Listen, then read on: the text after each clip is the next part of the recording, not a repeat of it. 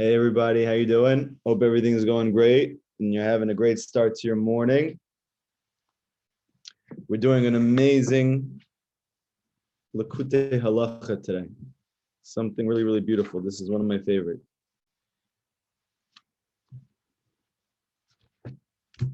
So I'll just let Rav Natan do the talking. V'zebechina mitzvah bikur cholim. Everything that we've spoken about so far is the concept of visiting those who are sick. We know it's brought down in the Shulchan Aruch that is literally a mitzvah from the Torah to go visit your brothers that don't feel well, to visit sick people, to the extent that when you go into hospitals, many of them will have what's called a Bikur Cholim room. They literally have a room for people who visit the sick. They pray for them. They make brachot in their merit on food, and some people will even they'll even donate all the food in the fridge for those people who are visiting there and staying there on Shabbat. So this is one of the most beautiful mitzvot in the Torah, and something that really anybody could resonate and connect to. And now we're going to find out the deep secret of Bikur Cholim. Ki tzarichin levaker et hachole uhasbir lo panim. Because you need to visit the sick. And what's the main point of visiting the sick? And here's the chidush. You need to show him a happy face. Benny, you heard that? You need to show him simcha from your face. That's the mitzvah. The mitzvah of visiting the sick is to show him your cheerful luminance of your face, of your panim. Dainu, meaning, ma shibnei adam nichnasin etzlo umfachin al asakav ve'osin lo kotzarchav. Meaning, who that is a person that enters to him and he opens up on the fact that he is visiting and he is spending time trying to take care of his needs, meaning what is also part of the mitzvah of Bikur Cholim. In practice, what does it mean to show him your cheerful face? It means that you call on him. You call him, how are you doing? You supervise his affairs. You watch over all of his things to make sure that he's being taken care of in a way which is conducive to his healing. And those things that he can't take care of while he's sick, you see to all of his needs. Now, this is very beautiful. And this is not even good eitzah. It's not even a segula. This is stated all in the Shulchan Aruch. This is a law from the Torah that you must do this for those who are sick. Kamo shikatuv, like it says in the Shulchan Aruch, ze bechinat ha'art panim. So this is very deep. What is this whole experience of you, so to speak, taking care of the sick person's needs, showing them your shining face, your big smile, that everything is going to get better? This is all the revelation of what in Kabbalah is called, and Rabbi Nachman speaks about in Likutei Moharan, Harat Panim. That is the illumination of Hashem's face. The illumination of the face, which we know it actually derives from the highest sphera. There are 10 different sphirot. Each of these sphirot are different windows into revelation of godliness. Each of these different sphirot, as you go up the sphirot, are higher revelations of Hashem. The highest sphera is called Keter. Now, normally this is untouchable, it's unknowable. It's literally above consciousness. It doesn't even make any sense. And this light of the face that is shined to the person who's not feeling well, that you smile to him, that you show him that everything is going to get better, that you're caring about him, even when other people may have given up on him. This is actually a revelation of the light from the Keter, the crown of Hashem. This is the highest spiritual force that there is in the world. Ki ein mastirim paneim mimenu. He doesn't hide his face from him. You know, many people sometimes, when they're feeling good, when they're feeling happy, you're with them, that's your brother, that's your sister, you want to spend time with them. But what happens, chas v'shalom, when that person's not feeling well? All of a sudden, chas v'shalom, he gets a sickness, physical, mental health, whatever it is. All of a sudden, he's not as fun as he used to be. He's not as happy as he used to be. He's not as functional as he used to be. Now, many people at this point, they shout. because it's weighing on my vibes, you know. But the real friend, the person who loves him unconditionally, it doesn't make a difference to him whether he's feeling good or he's not feeling good. He might even be for that. He's there for him even more when he's not feeling well. And this itself is the greatest revelation of godliness that there is. This comes from the illumination of Hashem's face. This comes from the keter, the crown. That people do not hide their face from the person who's not feeling well. Ve'enam nit manim bavatem, where they don't seclude themselves in their homes. Rak ba'im elav osin lo tzarachav umadabrim alibo. Only that they come to him and they help him take care of his needs and they speak to his heart.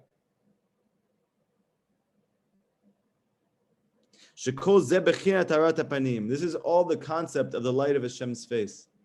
You know, it's very interesting. I'm thinking now about those few years that I was really struggling with depression, and I could barely get off my couch, and you know, I was crying all the time because I felt so bad about myself. And I was asking Hashem all the time, "Where are you?" And my wife, despite the fact that she doesn't have a lot of cases of depression in her family, or even in her society where she comes from, thank God she's from Israel.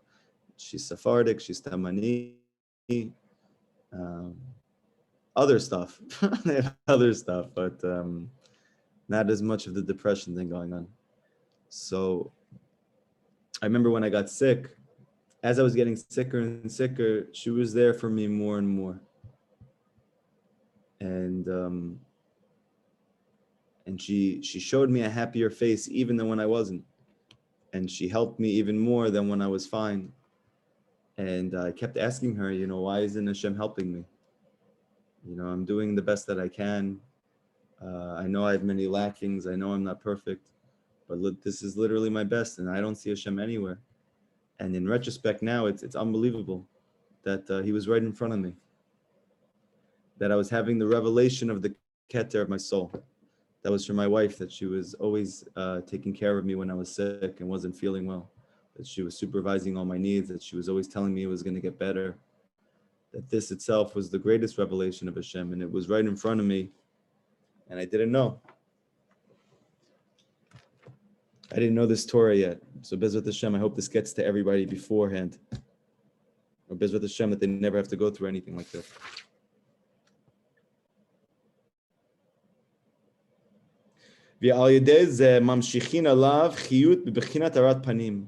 And through your showing them this face, this light of your face, you literally draw down life force from above.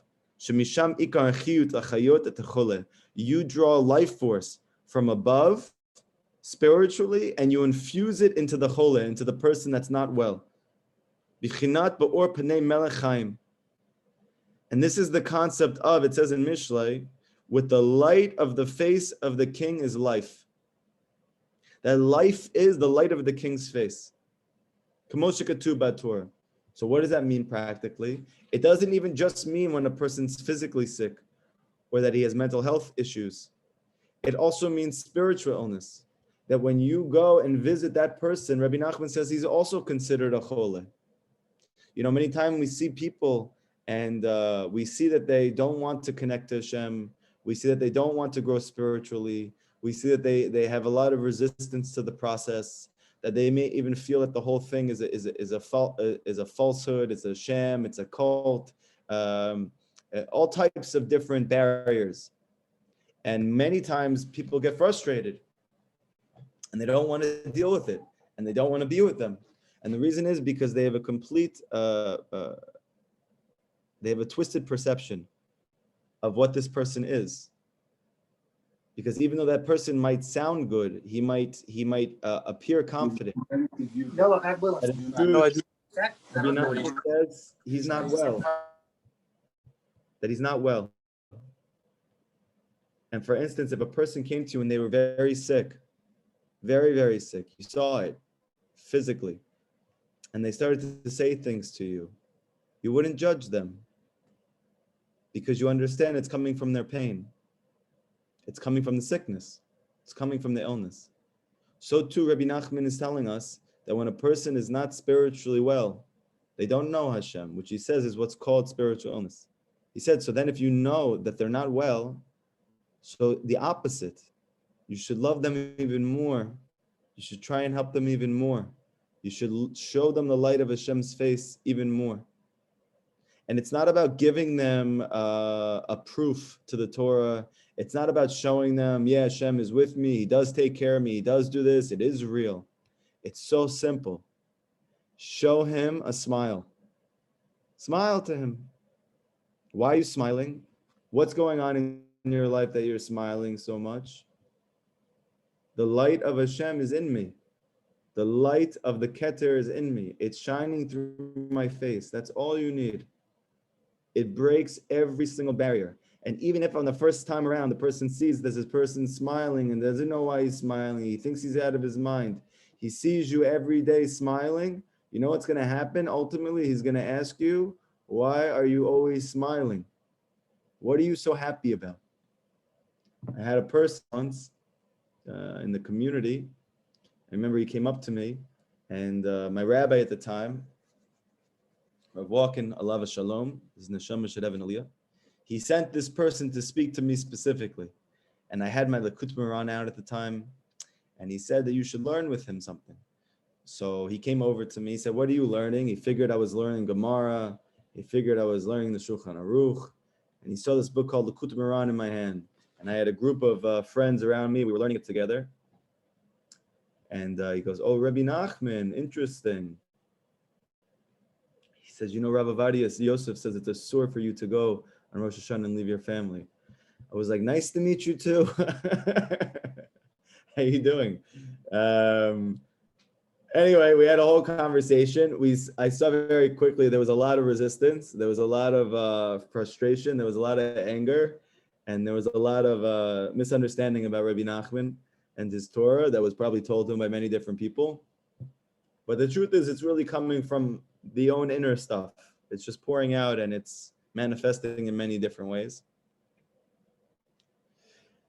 And we had a conversation. By the end of the conversation, you know, I told him a few different things to think about. He left. We didn't speak for months. He came over to me months later and he told me, David, I want to start to learn more about Breslov Chassidus. I'm like, wow, that's amazing. I'm like, what happened? He said, you know, I was in my house and actually Rav Shalom Arush came to our house and he had a meeting with a group of people. And Rav Arush was sitting at the head of the table and literally for 2 straight hours, he was smiling the whole time, joking, laughing, happy. And I don't understand like how you're like that. How can a person be happy like that all the time? And then I could see the inner dialogue that started taking place even within him, that he said to me, but you know what? Isn't it weird? Isn't it bizarre? Is that even normal to be happy like that? And already the Yetzer Hara was coming to get him. And I didn't hear from him again after that. But you see that there is a part of every person who wants to be happy so bad. And he thinks he knows where it is, or he doesn't know where it is, but it's not in the place that he thought it would be. And even if it's looking at him straight in the face, he has an opportunity to attain that simcha. But it's coming from a source that he never expected, or that those around him say is not good for him, or that it's not real. So there's a lot of resistance. But if the source that he sees a person who he is connected to that, and the light of his face is always out, he's always smiling, that countenance ultimately is a revelation of the highest place of godliness. And that breaks every single barrier. It infuses every single darkness. Because that light of the face is literally Chaim, says Shlomo Melech. That is actual life.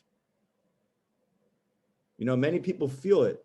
I'm alive, but I don't feel alive. Because I'm not happy. And they think that it's some type of psychological phenomenon. I just don't feel good, so therefore I don't really feel life force. So the Torah, and specifically Kabbalah and Chassidus, says no. Happiness is mamish life. That if a person's not happy, he's not alive. that the pasuk says, "Be'or penei melech chayim," that the light of the face of the king is chayim, it's life. Kamo shekatuv. V'alken shechina lamala me'oshatav shel. Oh, and now we can understand this very famous saying of our sages from Masechet Nedarim. That is that the Shekhinah from above, it literally hovers over the head of the sick person. So this is a very, very, very beautiful chazal. That where is the Shekhinah? Where is Hashem? He's hovering over the head of the sick person. Kamo shekatuv. Like it says in Tehillim, Hashem yisadenu al eres davai. That Hashem is supporting on the bed the chole, the one who's sick. He sustains him. Even though it says, Ko mishkavo hafachta. Even though you, meaning Hashem, you're the one who has disturbed his repose. So this is higher level of English. What does it mean? It means a paradox. That Hashem himself is causing that this person should be chole, that he's sick. And at the same time, despite the fact that he's causing his disturbance, Hashem is sustaining him on his sickbed. Hashem is there hovering over him in a more intense way than even a healthy person. A person who is alive, a person who is feeling well. A person who is happy. So now let's get to the sword, let's get to the secret of this. That specifically because he's sick, that is drawn to him the light of the Shekhinah. So the question is, where is the light of the Shekhinah? If we're saying that the light of Hashem is simcha, is joy, this person is certainly not happy because he's sick, whether he's physically sick, whether he's emotionally sick, whether he has psychological illness, or whether he has addiction to substances, whether he has spiritual illness, he doesn't know Hashem. Whether he's just not happy. So where's the Shekhinah if we're saying that the whole light of Hashem's face, the Shekhinah is simcha? The answer is it's coming from the person who visits him. That the person he comes to visit the sick person, and he has a smile on his face, and he tells him it's going to get better. That even though he's fallen, even though he's struggling, even though he's in the pits, even though he's mamish in Gehenna while he's alive, it's going to get better. That this is all for the best. That this is all to bring him closer to the ultimate good. That this is all because Hashem loves him. You know where the Shekhinah is that's hovering over his head? It's the person who's visiting his bed, says Rav Natan. He's standing over the bed and he is telling him it's going to get better, and he's taking care of him in his broken state. That is the light of the Shekhinah. Shehu bechinat or hatzadika emet. And everybody wants to know, what is it that makes Rabbi Nachman different than anybody else? Like was asked last night, what is it that's so special that you're going to say that Rabbi Nachman is different than any other tzaddik? The answer is this. Who is the one who's spending all of his time with those who are sickest?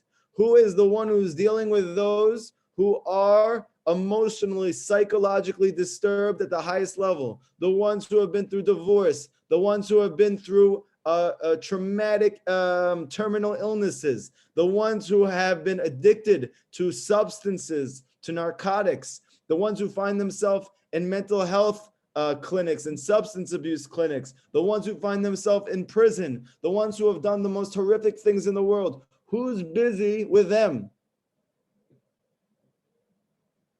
The answer is the Tzaddik Emet, Rabbi Nachman. Because what's coming from him is the light of Hashem's face. It's the simcha that comes from the Arat HaPanim, the illumination of the face of Hashem from the Keter. And the higher a light of godliness that shines, the lower it goes down. Just like if you throw a ball on top of a building, and you throw a ball off another building, and you throw a ball off of 10 buildings. And let's say each one of those buildings is taller and taller. Which ball is going to fall the furthest down? The answer is the tallest building. So too the Baal Shem Tov teaches, the greater the light of the tzaddik, the lower down it goes. So if you want to know why it is that all the crazies are connecting to Rabbi Nachman, you should know it's not because there's something wrong with Rabbi Nachman. It's because there's something right. It's because he has the light of the tzaddik that's capable of going down into those places. Shemashkiach al kol acholim, that he attends to those sick people. Uvivrat kol acholim b'yoter, and specifically those ones who are sickest. Shem bechinat kol mishkavo ne'apach b'halyo. That even though he is disturbed in his repose, he has no shalom, he has no inner peace, he is disturbed. Shaleim mivakeach biyotel amshich lehem refuot.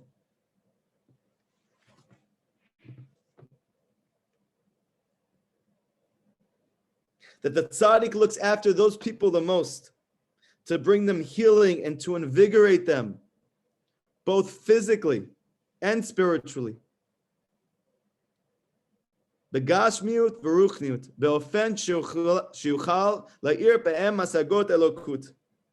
In a manner that enables him to infuse him with perceptions of godliness. That who is the person who's able to get, not just to get to those places. You know, there's many social workers who deal with those people. There's many therapists who deal with those people. There's many doctors, MDs who deal with those people. But who can help them? Only the one who's drawing a light from the Keter. That he's drawing a light, mamish, from the light of Hashem's face. That he can make that person believe that there is hope. That he can literally get a person who has reached Gehenna in his life. He's reached hell in his life. He doesn't have to wait till the future. He knows it right now. That everybody tells him it's going to get better. No, it's not. It's just a rough patch. It's just the kufa. There's no way. All of a sudden, the light of the tzaddik comes in. And Rabbeinu Sha'ag. And he doesn't just tell you. Rabbeinu roars, he screams in a loud voice, B'kol Gadol, Ein Shum Yeyosh Ba'olam Klal. There's no such thing as despair in the world at all. It doesn't exist. It doesn't matter what's happened to you. It doesn't matter how far you have fallen. It doesn't matter how much you're broken. It doesn't matter how many errors and mistakes you have made. It doesn't matter if you keep going down more and more and you have seen no light. Ein shum yeyosh ba'olam klal. There's no such thing as despair in the world at all, and you believe him. You know why you believe him? Because the Zohar says that the light of the tzaddik is mamash, the light of the Shekhinah itself. That where is the Shekhinah in the world? Where is the indwelling presence, the radiance of godliness in this dark, bitter world? The answer is, it's in the light of the face of the tzaddik. This tzaddik that goes down to those places. And that's the reason why he alone is able to take them all out. Because when you see the tzaddik, when you read his Torah, when you fulfill his Eitzah, when you connect with his students, you mamish are experiencing Hashem himself. As Rav Natan told his students to his children when they said, I have this problem, I have this issue, I have this difficulty, I have this. Rav Natan says, please believe me. I promise you. Throw yourself on the tzaddik emet. Learn his Torah every day. Get old with it. Grow old with it. Learn it. Bring it into your life. Actualize it. Work on doing it, even though it doesn't make sense to you. He says that this is your only salvation. This is your only way out of the bitterness of this world. It is with the salt of the tzaddik, the Brit Melach. You don't get to choose whether your life is bitter. You only get to choose which bitterness. There is a bitterness which is called salt. That bitterness is a paradox. Because even though it's just as bitter as the bitterness of life, when you put it on your food, it actually makes the food taste sweeter. So too, Rav Natan teaches based on Rabbi Nachman's teaching in Likutei Moharan that the tzaddik emet, the true tzaddik, is the concept of salt. That when you stick your food in that salt, when you put salt in your drinks, it actually makes the food taste sweeter. So you don't get to choose whether your life is bitter. You only get to choose what's your bitterness. And if you choose the bitterness of the tzaddik, then your life is sweet. And you can see the light of Hashem's face even in this dark world, even in your physical health issues, even in your mental health issues, even in your shalom bayit, your lack of domestic peace in your home, even though you see your children are not listening to you, that if you have hikashrut with this tzaddik emet, that the Zohar says you are literally seeing the radiance, the light of the Shekhinah in your life.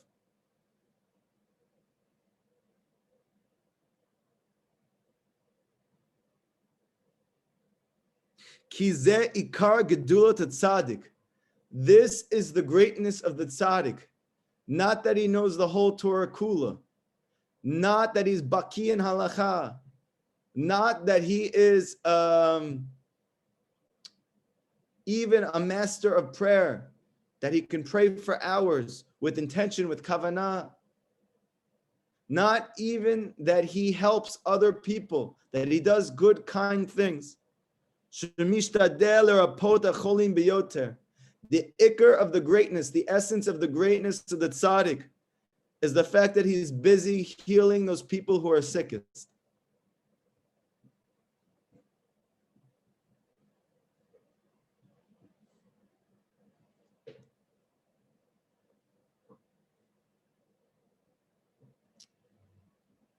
Sorry, 1 second.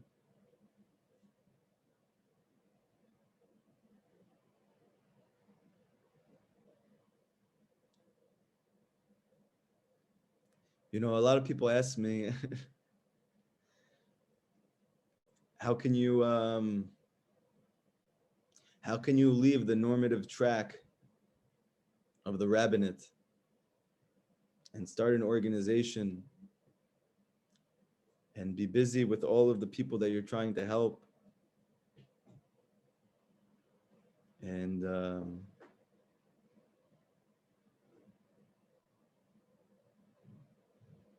they're sick. I don't know how you can't help. I don't know how you can just continue going on with your life, no matter what you're doing, and you see that your brothers and sisters are sick. I don't know.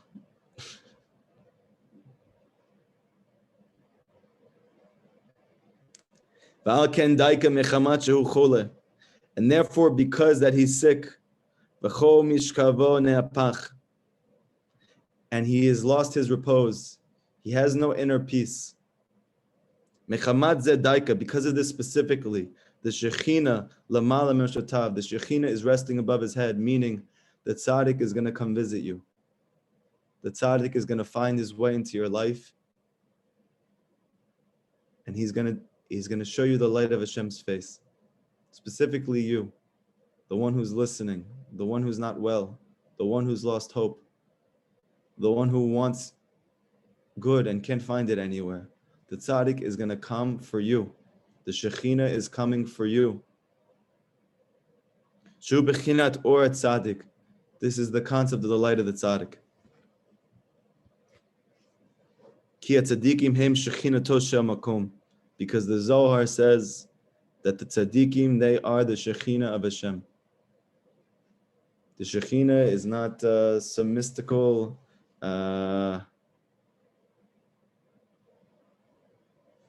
magical thing in the air.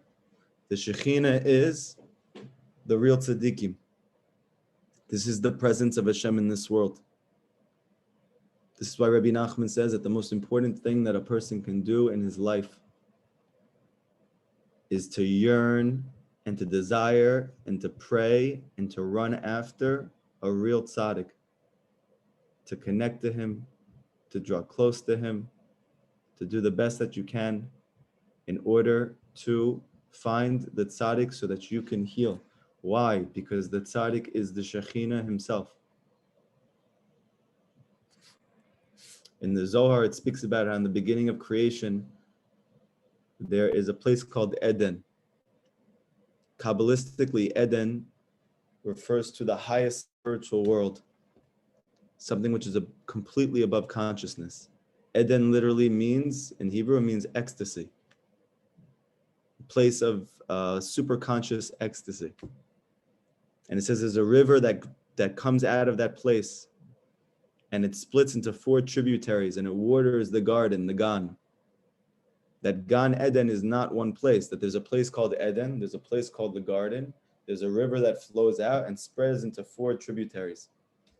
The Zohar says that who is the river that flows from Eden and splits into 4 tributaries and waters the garden, meaning this world? The Tzaddik Yesod Olam. That the Tzaddik comes out of Eden, he is brought down by Hashem, and he waters every single part of the garden, every part of this world. Rabbi Nachman used to say, every person has from me. Every person is benefiting from me. Everybody has from my Rosh Hashanah. Whether they know it or they don't. Whether they acknowledge it or they don't. Because the Yesod, the Tzaddik, he is coming from Eden. That he is the Shekhinah himself in this world, and he infuses every aspect of reality. But what is he busy with the most? Helping those who are sickest. V'zeh bechinat v'yera alav Hashem. Where do we learn the mitzvah of visiting the sick from? We see from the first book of the Torah, the very first Jew who's sick, Avram Avinu, after he is doing the Brit Milah, and Hashem comes to visit him. Levaker et chole. What does it mean that he appears to him? Rashi says it means he visited the sick. Oh, so we see here, where is the Shekhinah when the person is sick and Hashem visits him? Meaning, when the tzaddik comes down into your life when you're sickest and he gives you hope. That is Hashem visiting Abram. This is the light of the Shekhinah visiting the chole, the sick Jewish person. Ki daika mechamat shehu chole utzarichim levakro.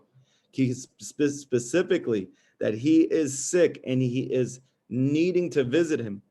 Ayazed dedaika, the Yireh of Hashem, and Hashem appears to him specifically, meaning Abraham, the sick person. He's going to visit the sick one. Bechinat hasagot elokut. This is the concept of divine perceptions, shezochin acholim, that are meriting the sick person, ayadei or a tzaddik, that they're meriting it through the light of the tzaddik, shehu shechina, that this is the Shekhinah itself, that this is the indwelling presence of the revelation of godliness in this world. This is the Or HaTzadik. Ze bechinat Chanukah uFurim. And this is the concept of Hanukkah and Purim.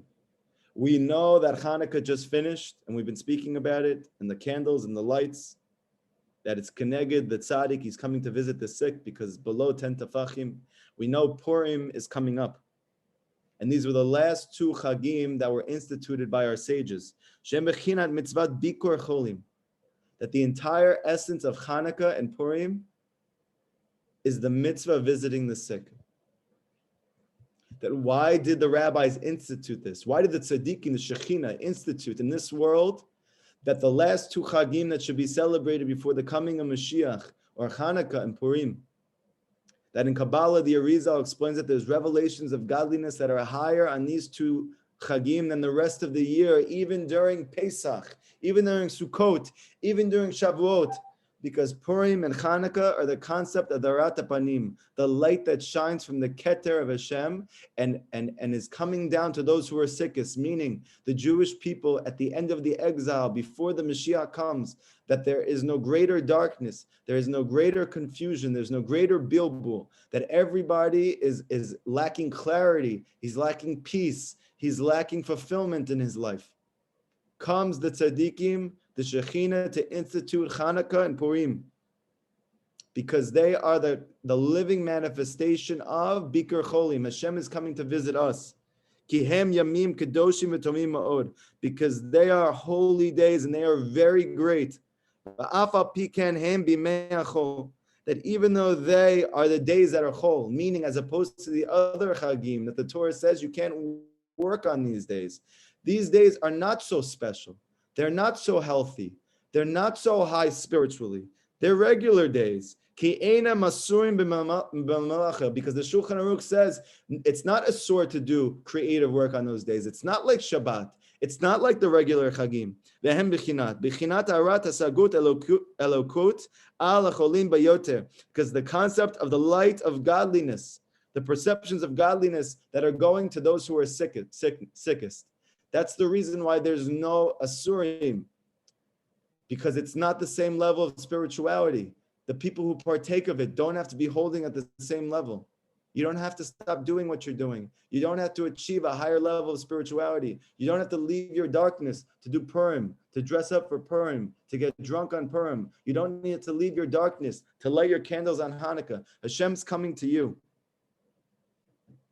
Al Yedei Godel Koach HaTzadik, all through the greatness of the power of the tzaddik, Shochal Asot Kelim V'Tzimtzumim Niflaim Ke'ela, that he is able to create kelim, vessels for you, and to tzimtzumim and contractions, wondrous contractions and vessels that you should be able to receive the light of Hashem's face, and not just the normal stam light of Hashem's face, the greatest light, the light of the Keter.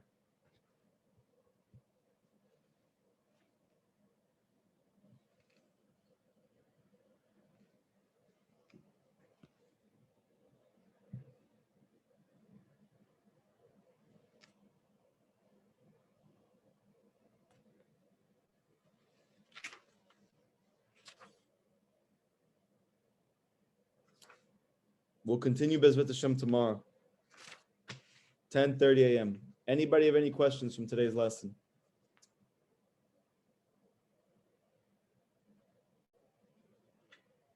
You can write it on the bottom if you want. You can speak it out loud. Rabbi. Yeah. What's going on? It's me, Mike. What's up, Mike from New York? Can you please give me a call whenever you get a chance? As soon as I fix my phone, I will call you. Okay, so that.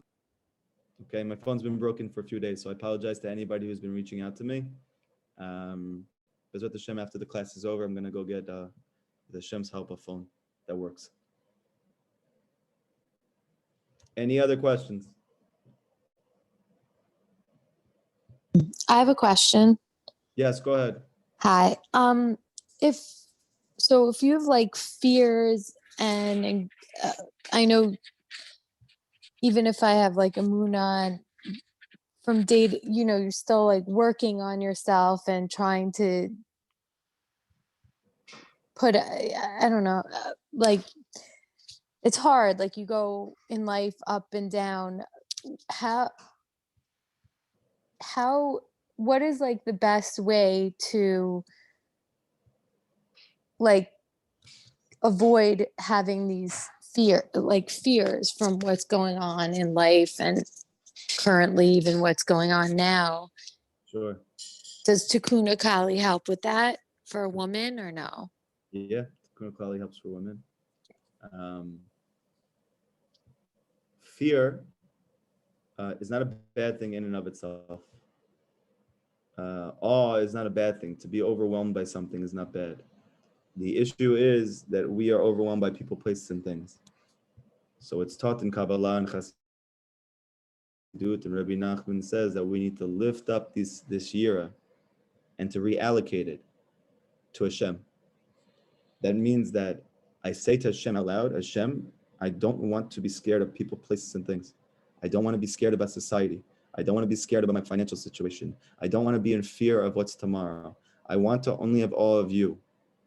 Like the Baal Shem Tov, his father told him before he passed away and he was an orphan. He said, I want you, Suli, to know two things, and these two things for the rest of your life, and that's it. Only these two. That you should have awe of Hashem only. And you should love every single Jewish man and woman with all your heart, no matter what they've done in their life. And this is the essence of a chassid. This is the essence of a student of a real tzaddik. That he lives with these two things. He has emunah, he has awe only in Hashem, and he loves every single Jew with all his heart. And for you to be able to lift up that awe, that you should be able to have yirah of Hashem, and not people, places, and things, it takes a lot of learning Torah and it takes a lot of praying out what you learn. Yira is the highest madrega. It actually comes from the Keter. To attain an awe of Hashem as opposed to an awe of people, places, and things. Rabbi Nachman says to get there, you need to lengthen your days. How do you lengthen your days? He says, through a lot of learning and a lot of praying, that you're constantly going back and forth between these two things. And specifically, Yira means awe. So the way that you, so to speak, let's say, for instance, you have an equation, A plus B equals C. So let's say C is Yira, that is awe of Hashem. So automatically, the Zohar says if a person has real awe of Hashem, he automatically doesn't have fear of anything else. Bittul, it goes away. Because if you realize that Hashem is the cause of everything that's taking place, so your awe or your worries or your overwhelming couldn't be coming from other things. However, you can't just say, I want to have awe of Hashem. It's a very high level. And therefore, how do you attain it? So Rabbi Nachman says, A plus B equals Yira equals awe. That is that you, every day, you lengthen your days. That means that you strive very hard and you put a lot of effort into learning and praying as much as possible. And the best thing that you can learn in order to get this year is the Torah of Rabbi Nachman. That if you learn Rabbi Nachman's Torah, and then you go pray to Hashem to be able to experience it, and you learn it again, and you pray again, and you learn it again, you pray again, that as the days go on, you will see that your fear of people, place, and things will decrease, and you'll see that your awe of Hashem will increase.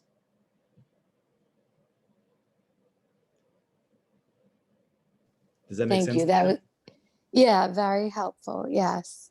So yeah, it takes time. It takes time. Yeah, I realize when I wake up and if I like feel a little bit anxious, when I pray, it kind of dissipates in a way.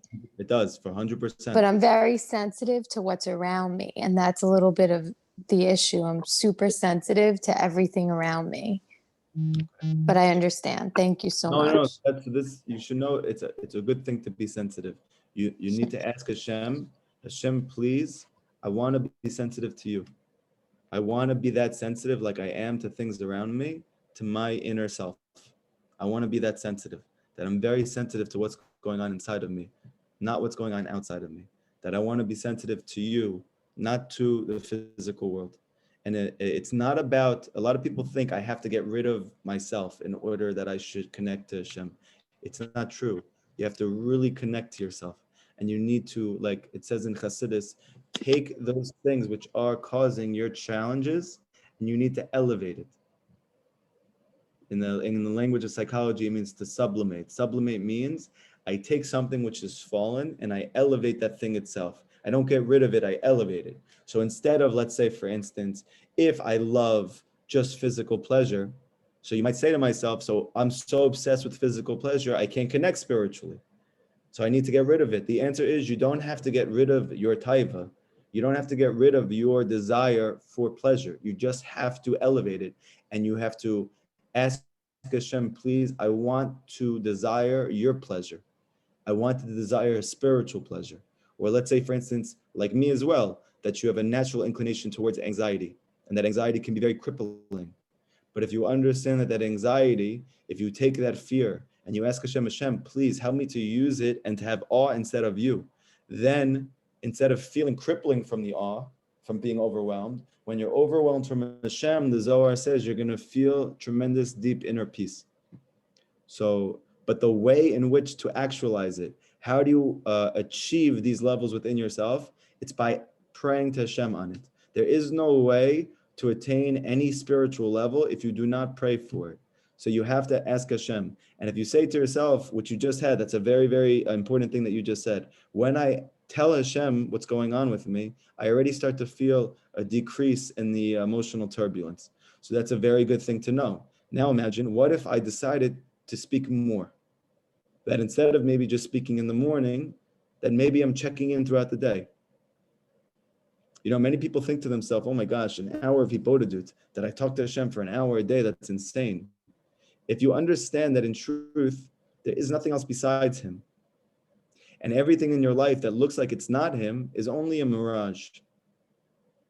So my ability to be happy is dependent on my continuing to bring back what's going on in my life back to him. Rabbi Nachman says that when the Jewish people, that all our thoughts are of him, which comes from a pasuk in Tehillim, that the Geula is here, Mashiach is here. That our free will doesn't come in changing the events of our life. Our free will comes in, and we're going to bring it back to Hashem, or I'm going to keep the mirage going for myself, that things are just taking place in my life and everything is out of control.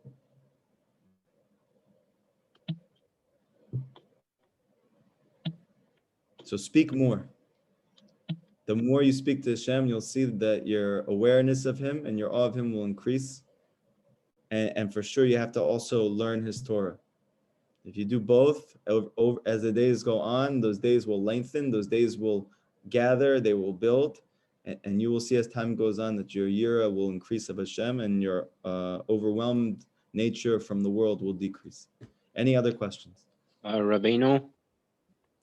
Sha'ag, B'kol Gadol. Yeah. Yes, go ahead. So what happened is life is full of challenges, but we have to learn to overcome them. That's how a person, when a person learns how to overcome those challenges, it shows that he has emunah. Beautiful. Very nice, David. Thank you. So, and also, what else I'm trying to say? Never mind. Don't worry. Yeah. You So don't have I'm to- trying to, if it comes back to you, let us know, okay? all right. Any other questions? Don't be shy. Oh, Not you. You're not shy. Somebody else. Rob. now, 1 second, David. We'll come back to you. all right. Rob, I have a question. Yeah, go ahead. So in order to get rid of fear and anxiety, we have to basically read Tehillim and we have to learn the Rabbeinu Torah. You need to read Rabbeinu Svarim and also pray and keep going back and forth to fill your day with this. The more you keep going back and forth between praying and learning as the days go on, you will see that your fear of people, places, and things will decrease and your awe of Hashem will increase.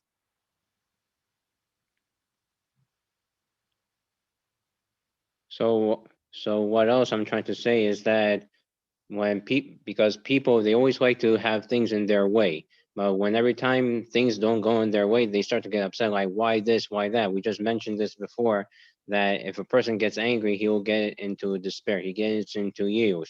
So that's why a person has to learn to overcome those challenges in order to have emunah. Right, exactly. Very good. Thank you, David. Any other questions? Don't be I have shy. one more. Sorry. I have another ahead. question. Oh, that's called So- Holy Facebook. Get after it. Yeah, I can ask a lot of questions. So one of the rabbis told me a while back to light candles to the to Sadiq. So I usually light for Rabbi Nachman and the Rebbe. But I know I was listening to your class last night. So you're praying to them to pray for you. Pray to Hashem for you, right? You're doing a few things. One is you're praying to Hashem in their merit, meaning because that they have achieved this level of completely nullifying themselves to their ego, that they have no ego anymore. They're one of the few peoples who have done this in a lifetime, and their only concern is to help the Jewish people and to bring that Hashem's children back to Him, to heal those who are sick. Okay. So as a result of this, they have a very, very, very, they draw tremendous favor from Hashem. That because they have done this, Hashem looks at them very, very, very favorably. And therefore, when you pray in their merit, you have that merit as if you had done it. So that's the importance of doing it. That's one aspect. The other aspect is, and this is very deep, that is that in fact, these tzaddikim who get to that place, one of the reasons they're able to care so much about every single person is because in fact, they are every single person. Meaning that it's taught in Kabbalah that these tzaddikim, they are encompassing souls. That means that their souls are actually, so to speak, mega souls. that these souls are encompassed by all the souls of the Jewish people. And therefore, the reason they care so much about every Jew is because, in fact, all those Jews are inside of him. Okay? So therefore, when you pray and you have that person's merit, you have ikashrut with those tzaddikim when you pray. So as a result of that, you attach yourself to the root of all the Jewish souls. And this, as Rabbi Nachman in Likutei Moharan, is the ability to overcome those malachim, those negative forces, which are trying to disturb your prayers from going up. So there's many benefits to doing this. And obviously, like we just learned today, the tzaddikim are the Shekhinah themselves. So that is one thing that for sure you should do. And the way to do that simply, Rabbi Nachman, his students, what they will do is they'll say, Hashem, please attach me to all the true tzaddikim who are alive today, all the true tzaddikim who are buried in the earth, and two, in particular, the tzaddik Yesod Olam, Rabbi Nachman Fega, my Rebbe. And this way you cover everybody. Also, they do intercede for us. They are praying for us up there. The Zohar says that if the tzaddikim were not praying for the Jewish people every day, the world couldn't continue to exist. It's in the merit of their prayers above. We often think that Olam Haba is like next. We think that that spiritual world that the tzaddikim are in, it's after this world is over. They exist concurrently to us. They exist at the same time that we do. I remember I went to a big tzaddik. His name's the Biala Rebbe. I highly suggest everybody should check him out when you get a chance. You can't see him on Facebook or YouTube, but if you get to Eretz Israel, or if he comes and visits America like he does sometimes, you can have an audience with him. And I told him my story, and I told him my background, how I grew up, and how I was completely secular, and I didn't know certain things about Judaism, and how the thing that changed everything for me was my introduction to Chassidut, the Torah that comes from the Baal Shem Tov and all the Hasidic masters, and now my connection to Rabbi Nachman in particular.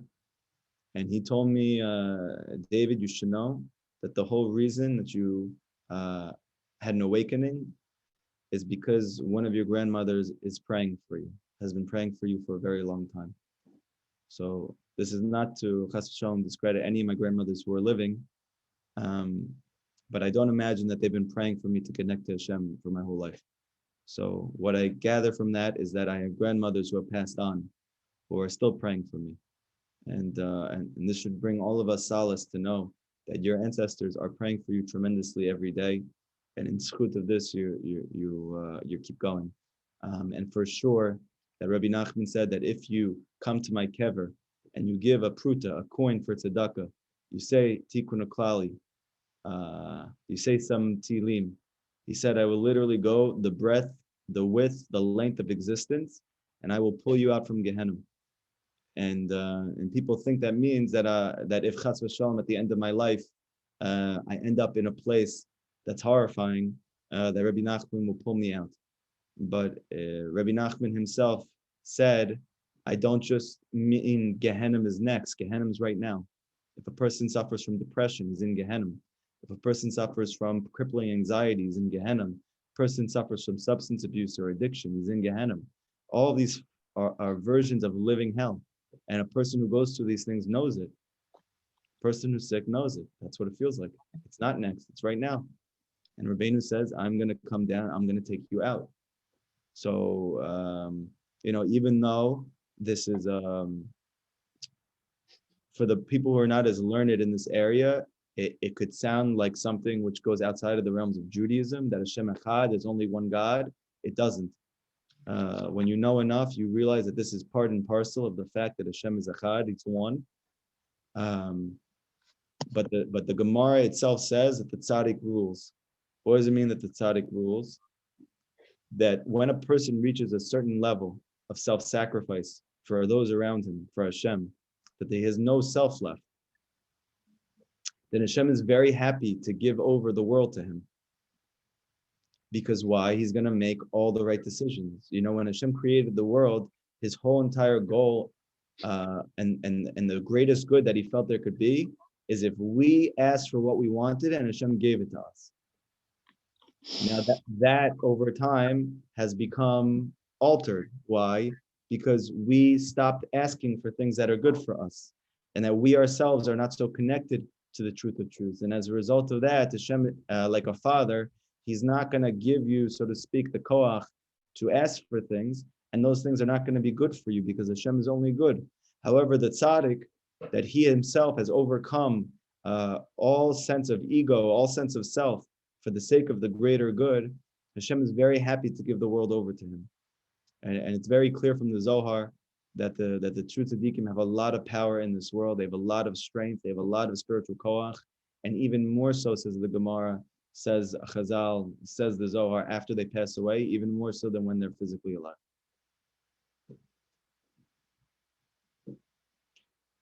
Any other questions?